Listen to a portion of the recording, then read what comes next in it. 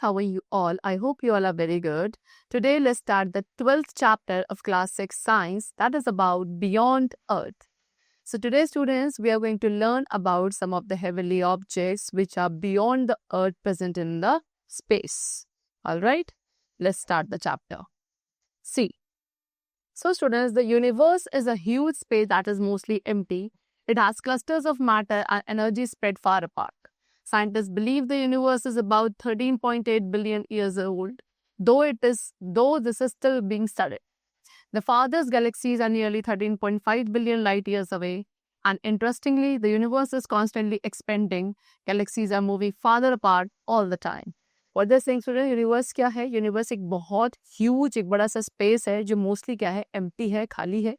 ठीक है, इसके अंदर क्लस्टर्स ऑफ मैटर है, यूनिवर्स के अंदर एनर्जी है, which is spread far apart.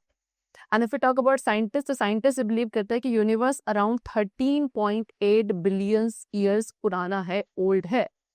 Alright, जो बहुत फारदर्स यानी कि बहुत दूर दूर पर गैलेक्सीज प्रेजेंट है, वो नियरली कितने 13.5 बिलियन लाइट ईयर्स एक दूसरे से डिस्टेंस पर लोकेटेड है. एंड इंटरेस्टिंगली यूनिवर्स जो है कॉन्स्टेंटली एक्सपेंड होता जा रहा है, यानी कि गैलेक्सीज हर वक्त क्या एक दूसरे से फार अपार्ट मूव कर रही हैं. Right, so first of all we have the topic stars. Stars are the glowing balls made up of very hot gases. Stars क्या है? स्टार्स आपके ग्लोइंग बॉल्स हैं जो कि काफी हॉट गैसेस से मिलकर बने हैं. ठीक है, why do they shine? Stars shine करते हैं because they can produce their own light. Stars अपने खुद की लाइट एंड हीट प्रोड्यूस कर सकते हैं. In fact about 98% of all the matter जो है गैलेक्सी के अंदर वो किसका बना है? स्टार्स का बना है. और रिमेनिंग जो 2% है उसके अंदर डस्ट एंड गैस आपका कंसिस्टेंट है. Now student, most of the ज्यादातर स्टार्स जो है कहाँ ग्रुप्स में होते हैं, एंड जो स्टार्स है बाकी that are alone are quite rare. ऐसे स्टार्स जो एक दूसरे से अलोन यानी कि अकेले हैं वो बहुत ही लेस इन नंबर है. अदरवाइज ज्यादातर सारे स्टार्स कैसे हैं? ग्रुप्स में लोकेट फाउंड किए जाते हैं. डबल स्टार्स और बाइनरी स्टार्स, मल्टीपल स्टार्स, ये अराउंड कितना 75% of all the stars they make up. Now sun. Sun क्या है स्टूडेंट? सन सबसे क्लोजेस्ट स्टार है टू द अर्थ. एंड उसके बाद जो नियर बाय स्टार सिस्टम है दैट इज अल्फा सेंटोरी, जो कि एक्चुअली में कितने स्टार्स को कंसिस्ट करता है? 3. Now next we have the topic constellations. So students, at night time पे अगर आपने ऑब्जर्व किया हो तो आप कुछ ग्रुप ऑफ स्टार्स को स्पॉट कर सकते हैं जो कि कुछ स्पेशल पैटर्न्स या शेप्स बनाते हैं in the sky, and in patterns को कहा जाता है कॉन्स्टलेशंस. अब उन्हीं में से एक वेल नोन कॉन्स्टलेशन है दैट इज उर्सा मेजर, जो कि ग्रेट बियर की तरह अपीयर होता है. एंड इस कॉन्स्टलेशन का जो पार्ट है वो किससे बना है? 7 ब्राइट स्टार्स का बना है that is known as Saptarishi. उसके अलावा एक और इम्पॉर्टेंट स्टार है that is known as Polaris और नॉर्थ स्टार, जो कि इसी ग्रुप का पार्ट है एंड हमेशा नॉर्थ डायरेक्शन की टुवर्ड पॉइंट करता है. ओके, चल next we have the topic galaxies. Galaxies क्या है? Galaxies are the huge collections. Galaxies भी क्या है? ह्यूज कलेक्शंस है, millions even trillions of stars का which are group together. And scientist estimate कि अराउंड 2 ट्रिलियन गैलेक्सीज हमारे यूनिवर्स में प्रेजेंट है. एंड फ्रॉम अर्थ केवल few गैलेक्सीज को नेकेड आई से देखा जाता है apart from our own galaxy that is the Milky Way galaxy. Okay, so galaxies can have different shapes. Galaxies की क्या है? डिफरेंट शेप्स हो सकती हैं, यानी कि कुछ स्पाइरल शेप्ड है, कुछ एलिप्टिकल होती हैं, and some are irregular also. The Milky Way and उसी के नियर बाय एंड्रोमेडा गैलेक्सी, ये दोनों कैसी शेप की है? स्पाइरल शेप की है. राइट, मिल्की वे गैलेक्सी एक ग्लोइंग रिवर है स्टार्स की अक्रॉस द नाइट स्काई, जिसे हम आकाश गंगा भी बोलते हैं. About 1 lakh light years long and 1000 light years thick is what? Milky Way और Akash Ganga Galaxy.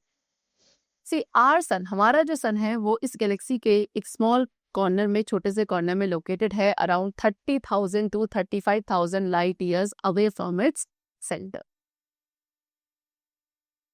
Next, we have the topic what the solar system. So students, our solar system is made up of sun, 8 planets, more than 200 moons, and millions of asteroids, meteoroids, and comets. All right, sun. Sun हमारे solar system के center पे present है and सबसे important part है solar system का. बाकी जितने भी planets हैं वो sun के around ही अपने fixed path में move करते हैं. All right, चलो. Now, interestingly, except for Earth, ठीक है, अर्थ को छोड़कर बाकी सारे जो प्लैनेट्स हैं उन सभी का जो नेम है वो रोमन गॉड्स के ऊपर रखा गया है।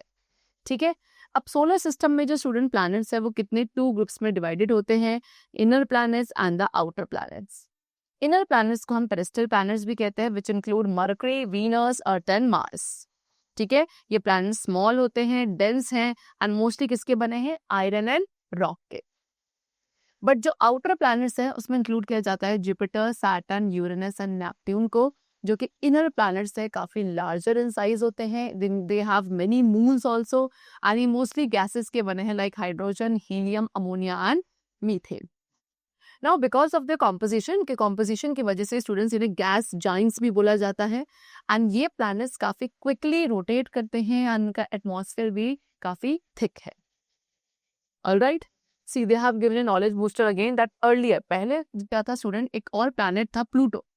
ठीक है, प्लूटो को भी एक प्लैनेट कंसिडर किया जाता था सोलर सिस्टम में, लेकिन अगस्त 24, 2006 में इंटरनेशनल एस्ट्रोनॉमिकल यूनियन ने डिसाइड किया प्लूटो को लिस्ट ऑफ प्लैनेट से रिमूव करने का। व्हाई? बिकॉज प्लूटो जो है काफी स्मॉल प्लैनेट है एंड ये उन सारे कंडीशंस को क्या सेटिस्फाई नहीं करता जो एक प्लैनेट होने के लिए चाहिए। ठीक है, तो इसीलिए अब इसे एक न्यू ग्रुप पे रखा गया है, that is a dwarf planets. Now Pluto is not more no more a planet, it is considered as a dwarf planet now, और you could say dwarf planet. Next we have the sun. Sun क्या है student? सन एक बहुत special star है जो हमारे solar system का सबसे लार्जेस्ट पार्ट भी है। सभी प्लैनेट्स इंक्लूडिंग अर्थ सन के अराउंड मूव करते हैं।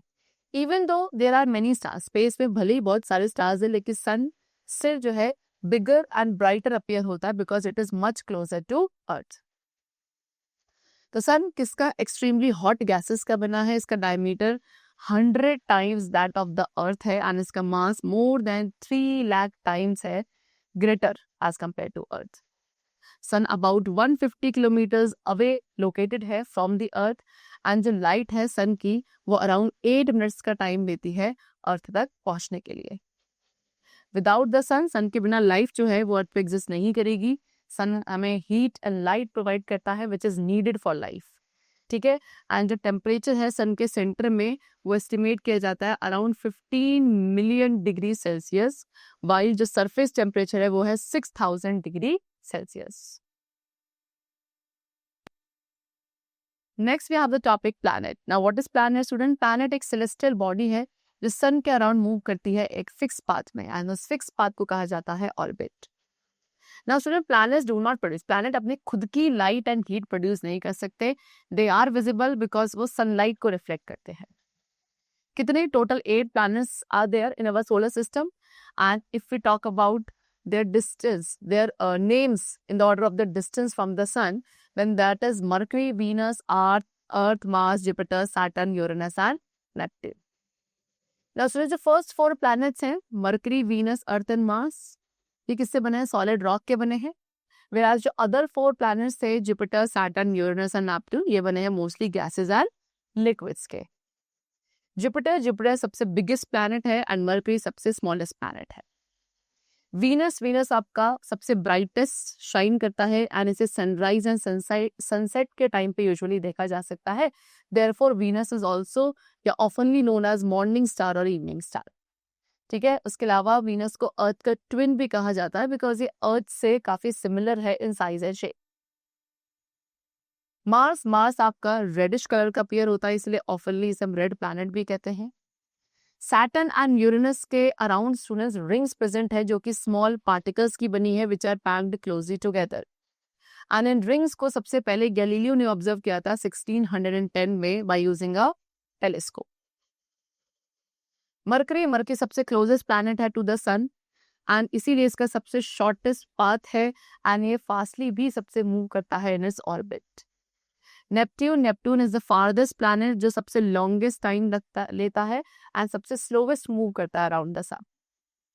अर्थ एग्जैक्टली 1 ईयर का टाइम लेता है अपनी एक फुल रिवॉल्यूशन को कंप्लीट करने में अराउंड दी सन।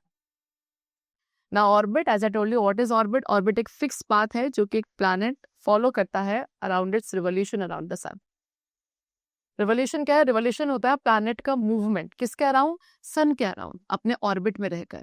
ठीक है, एंड हर एक प्लैनेट एक यूनिक पाथ फॉलो करता है। रोटेशन सी स्टूडेंट सन के अराउंड रिवॉल्व करने के साथ साथ हर एक प्लैनेट अपने खुद के एक्सेस पे भी मूव करता है, ठीक है। तो seeing from the north pole, अगर आप नॉर्थ पोल से देखेंगे तो अर्थ एंटी क्लॉकवाइज डायरेक्शन में मूव करता है, रोटेट करता है। एंड अगर नियर द इक्वेटर आप व्यू करोगे तो वो आपको वेस्ट टू ईस्ट स्पिन करता हुआ दिखाई देगा। Which planet? Earth.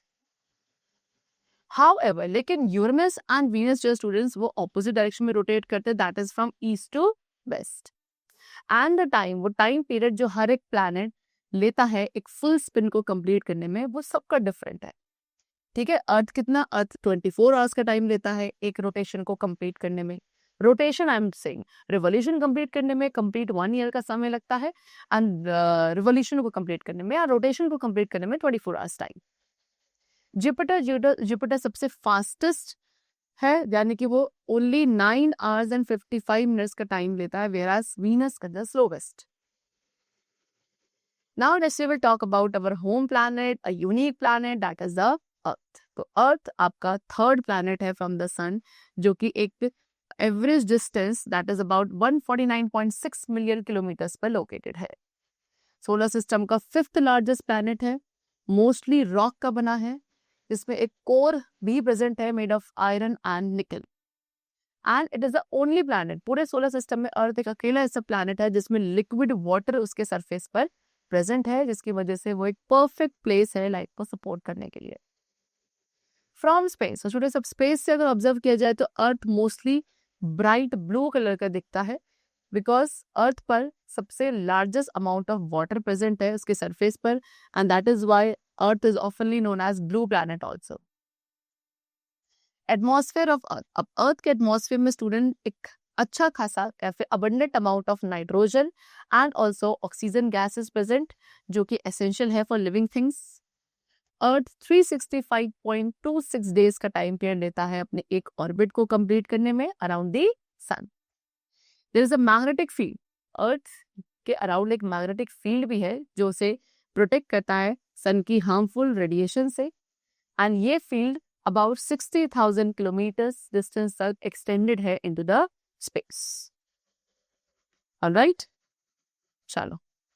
See students, before the 16th century, 16th century से पहले जो मोस्टली पीपल थे वो ये मानते थे स्टूडेंट कि अर्थ आपका यूनिवर्स का सेंटर पार्ट है, एंड जो मून, सन, प्लैनेट, स्टार्स हैं ये सभी अर्थ के अराउंड रिवॉल्व करते हैं। लेकिन बाद में जो इंडियन एस्ट्रोनॉमर थे आर्यभट्ट एंड एक पॉलिश एस्ट्रोनॉमर निकोलस कोपरनिकस ने, ये आपके पहले एस्ट्रोनॉमर्स थे जिन्होंने सजेस्ट किया कि एक्चुअल में सोलर सिस्टम के सेंटर में सन प्रेजेंट है एंड अर्थ उस सन के अराउंड रिवॉल्व करता है, ना कि अर्थ के अराउंड बाकी सारी चीजें। Next we have the topic satellite. Satellites आपकी स्मॉल सेलेस्टियल बॉडीज है जो कि प्लैनेट्स के अराउंड मूव करती हैं, ठीक है, एंड इन्हें ऑफनली हम मून्स कहते हैं।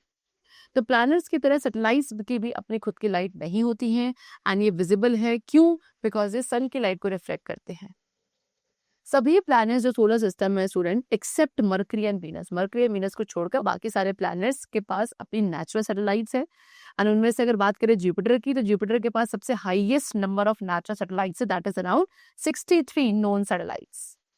एंड अर्थ के पास केवल एक ही सैटेलाइट है जिसको हम क्या बोलते हैं? मून। ऑलराइट, चलो नाउ मून हमारा नियरेस्ट नेबर है, तो मून आपका only natural satellite of the अर्थ जो कि अराउंड 3,84,000 किलोमीटर्स के डिस्टेंस पर लोकेटेड है फ्रॉम द अर्थ। सबसे ब्राइटेस्ट ऑब्जेक्ट है moon in the night sky.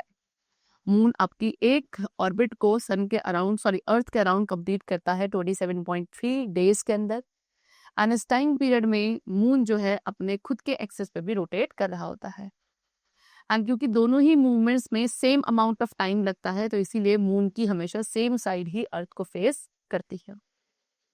Moon में एटमॉस्फेयर प्रेजेंट नहीं है, इसका सरफेस आपका फाइन वाइट डस्ट से कवर्ड है, and it is full of craters, ठीक है, जिनको जो कब बने थे, ये जो मून सरफेस के ऊपर क्रेटर्स का फॉर्मेशन हुआ था, ये एक बहुत लंबे टाइम पीरियड पहले हुआ था मेट्रॉइड्स की वजह से, जो कि मून के सरफेस पे आके क्रैश हो गए, ठीक है।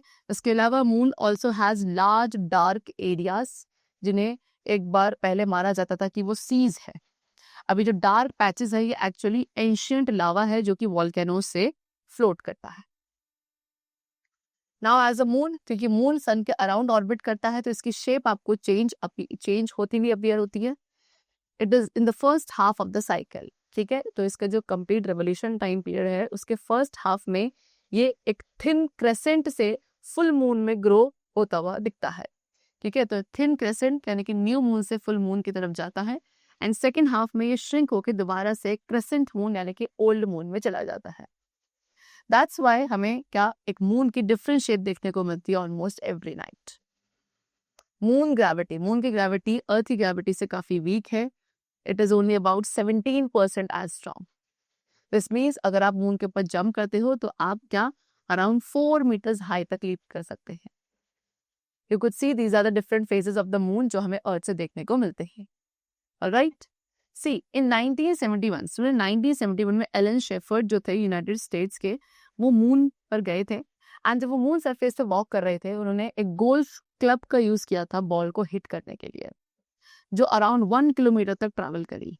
ऐसा क्यों हुआ? बिकॉज मून की ग्रेविटी जो है ऑब्जेक्ट को काफी लेस फोर्स से पुल करती है as compare to the earth gravity.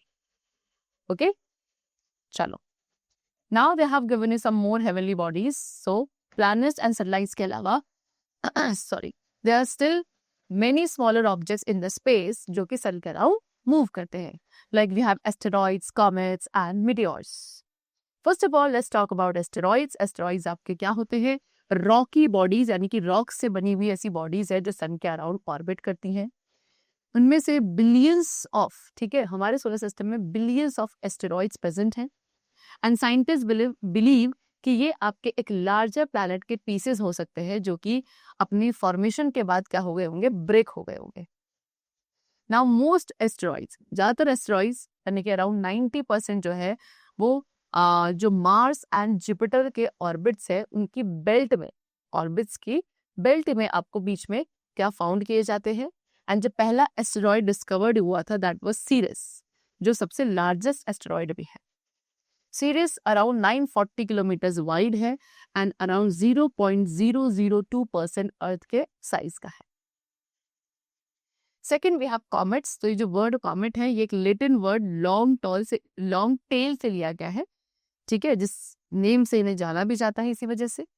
तो कुछ ऐसे कॉमेट्स हैं लाइक हेल-बॉप, ये काफी ब्राइट कॉमेट होता है. ये आइस एंड डस्ट के बने होते हैं, डेंसिटी काफी लो है. एंड एक वेल नोन कॉमेट है स्टूडेंट हेलीज कॉमेट, जिसको एक ब्रिटिश एस्ट्रोनॉमर एडमंड हेली के नेम पर रखा गया था. ये सन के अराउंड ऑर्बिट करता है हर 76 ईयर्स के बाद. लास्ट इसको 1986 में देखा गया था एंड इट इज एक्सपेक्टेड कि दोबारा 2062 में हमें देखने को मिले. Next we have meteors. Meteors जिन्हें ऑफनली शूटिंग स्टार्स भी कहा जाता है.